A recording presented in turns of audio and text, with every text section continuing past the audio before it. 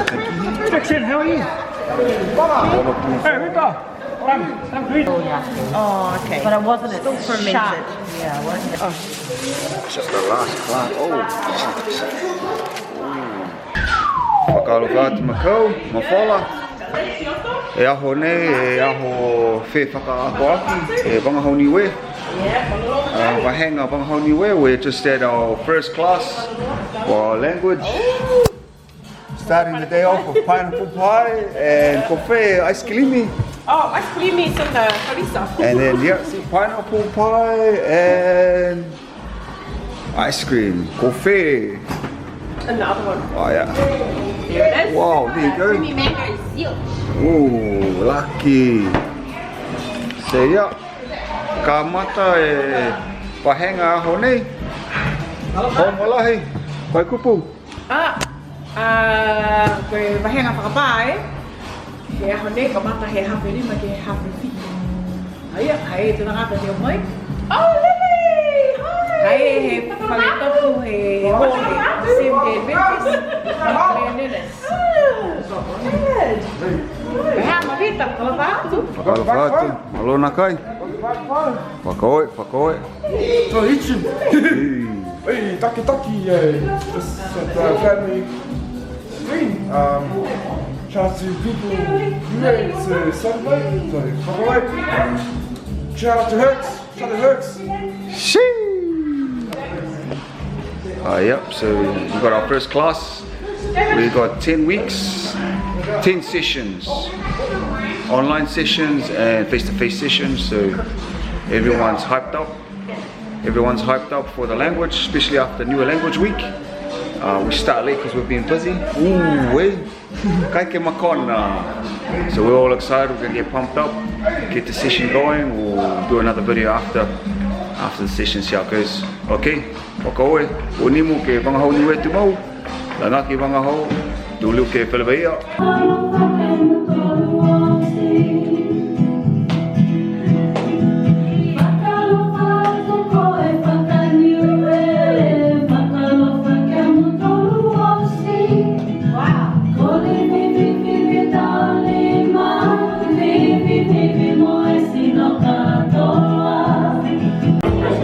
Fefe wahenga.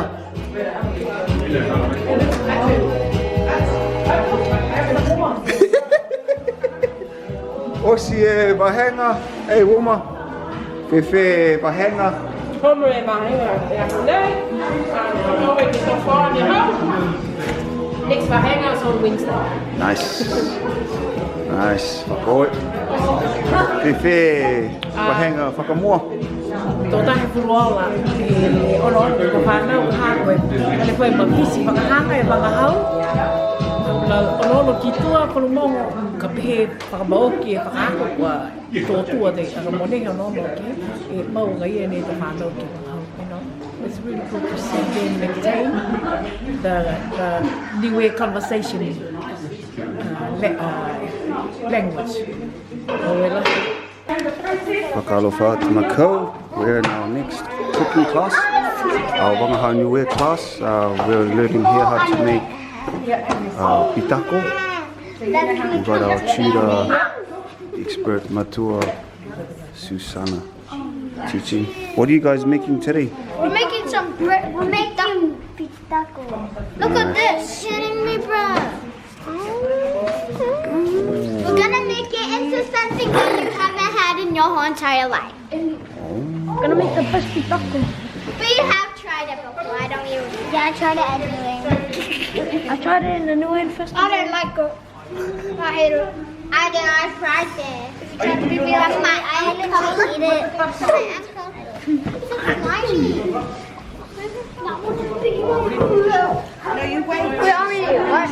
Nice.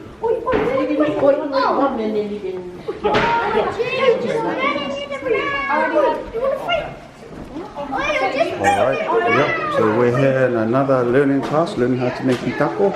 Pitako kapia. Pitako kapia or pitako kaufi, depending what part you're up. You wanna explain more? Pitako is our Niue bread because we don't have our bread. That's what we call. On the northern side, in Niue they call it the cassava. In Fiji they call it cassava, manioke in Tonga. But in Niue we call it kapia on the northern side of Niue. On the south end, which is northern, is motu. Tafisi is south, they call the cassava kaufi. The kaufi and kapia means the same thing. So when they talk about kapia, it means cassava. When they talk about kaufi, it's the same thing. But in Niue, we always, the pitako is our normal lunch, because we don't have bread. Mainly the outer villages, with us in Alofi, we have bread, because we are near to the bakery, right? So today is teaching them words and also the process, step by step, so they will learn while they're doing it. They learn the words like to peel the kaufi or kapia, you say fole. You peel the taro, you say halu. There's a difference, for the kaufi, fole. Whereas the taro, you peel, halu. Be here. Whakaoe. Alright, there's a bit of an explanation. The ingredients we got here is frozen Fiji grated cassava. So we got another, what do you think of the cooking class, Steph? Very smart. Susanna's the expert. She knows a lot of things about Niue, traditional ways of doing things. So today, this Golfi Pitako we're making, I've never made one before, so I'm looking forward to how it works out. Well, there you have it. A lot of learning going on here. Can't wait to see how it tastes. She brought one in and it was tasty, so looking forward to see what ours tastes like. Okay, whakaoe. Welcome to our last session of the Banghao Niue class, Fafao Bulu Niue. See, we got some polo leaves here. Our session today, we ao hao nei hamadolo we tau polo.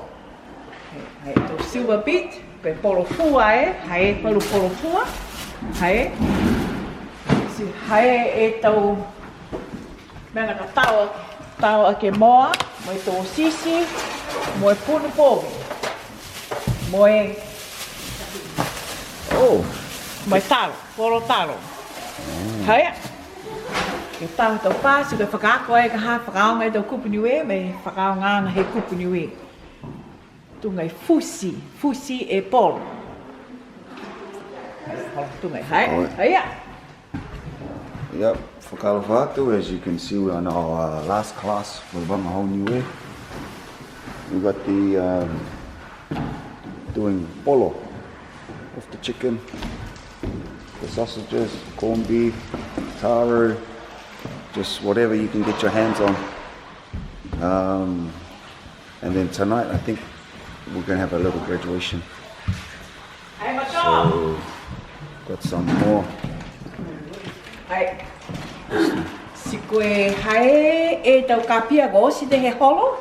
Hai he tau shop, he tau fruit shop, he foki. Ha mautore fo square hai. Tamai ke whakatataka. Ai uka tunga niue he holo, si osi moe si tuku. Halo e kapia, e noe fole kapia, tuku hai. Oh, mo. Oh, very nice, easy. And you just put coconut cream, but you have to squeeze to get the juice out. And coconut cream and just a wee bit of sugar, but you don't have to. It's good. Hiya. Yeah, so as you saw, that was our frozen grated cassava. Cassava, yes. So we don't have to grate it, it's already pre-grated. Yeah. From the local veggie shop, and that's what we use to make the pitako. It's a Niue bread. Yep, add a bit of that with coconut milk and some sugar, make it sweet. And that's how you make the pitako. Crazy, no flour needed, just grated cassava. That's what we made last week, and we're gonna make it today again. So awesome, man. I feel like got all the main meals, takihi, polo, and the pitako. So it'll just be a matter of refining the technique and the taste. So So, you know, most of the time, the first time's yuck. But as you just keep working on it, you get secrets from different people and different tastes, and you incorporate to yourself. But yeah, okay. All right. Today I'm making this stuff. So we have corn on it and the spinach, and then you cook it, then you eat. Yeah. Awesome. Still learning, eh? Still learning, son. Good. Yeah. Good, yeah. But still, yeah. Oh, okay. But it wasn't Still fermented. sharp. Yeah, it wasn't exactly. Just the last class. Oh, more classy.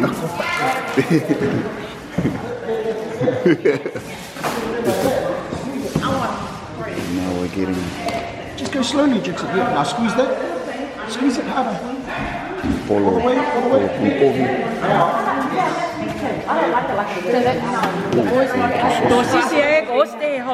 Lani just finished cleaning the.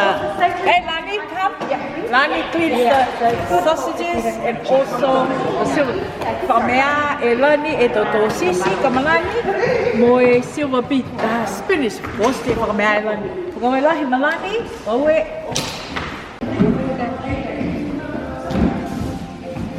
Five onions.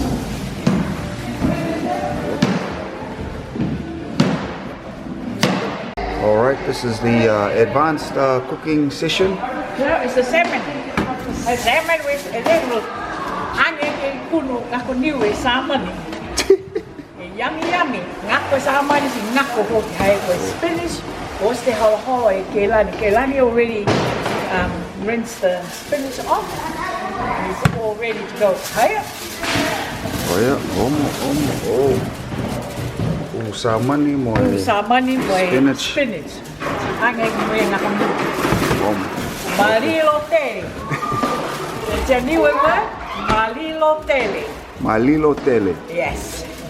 Delicious. Malilo tele. Welcome back. We're on our graduation day for our Make Niue classes. Got the bro David here. David here. We're just we got all our food cooked. We just hope it's cooked. We did cooking classes on polo, Pitako, and Takihi, and we're hoping that it all works out. We'll find out today. If people don't look, if people look hungry, you know the food wasn't cooked properly. E moho, e tau ke moho. But yeah, so Dave, any words? Hey, Fatu on YouTube. We had the Niue class.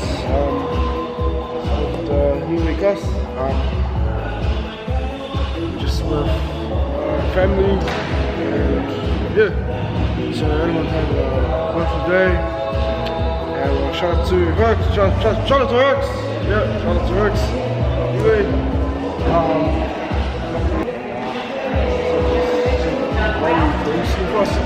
As well.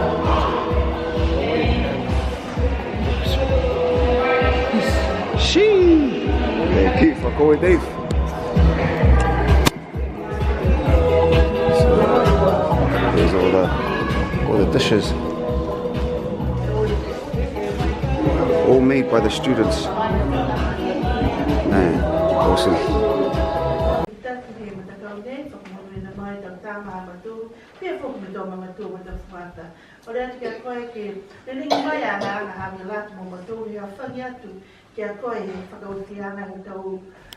Bahenga ne la te mga hau niue mo to anga whakamutu ha mautu.